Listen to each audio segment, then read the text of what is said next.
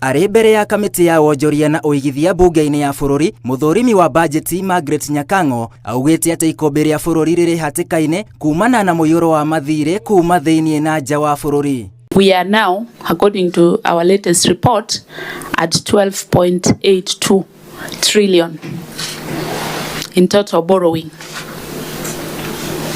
Out of that figure, about 60% is domestic and 40% is external. Nyakango augĩte mũiyũro ũyũ wa mathirĩ bũrũri-inĩ ũthiĩte na mbere na gũcora mbica njũru ya mũkururo wa mathirĩ, ũndũ ũrĩa waũrĩte nguo thirikari hamwe na akenya arĩhi a magoti. The impact is that up to 71% of the revenues that we collect goes to loan repayment.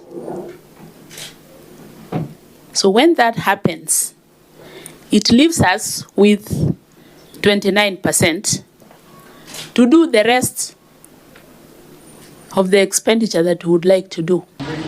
Nyakango oho orĩtie bunge kũrũmia mawatho ma kũrora ũrĩa mbeca iratũmĩka gatagatĩ ka magavana, kuona amwe ao mathiĩte na mbere na kũhũthĩra igĩna ciao mũgarũ na mĩtaratara ya watho ya ũrĩa ibatiĩ kũhũthĩrwo. Now where they let me down is that after releasing the funds on very stringent grounds, they now go and do different things with the money.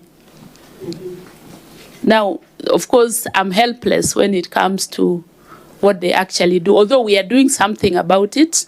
Rĩu mũthũrimi ũyũ wa bajeti orĩtie arĩa mena mathirĩ maya kwĩhĩka na gũtigĩrĩra nĩ mamarĩha bũrũri ũtanakinya gĩthurano-inĩ mwaka ũkĩte. We are going to be super strict on how they handle those pending bills this year, because it is the final year before a new administration. Ngĩribotera Inooro TV, njĩtagwo William Wainaina.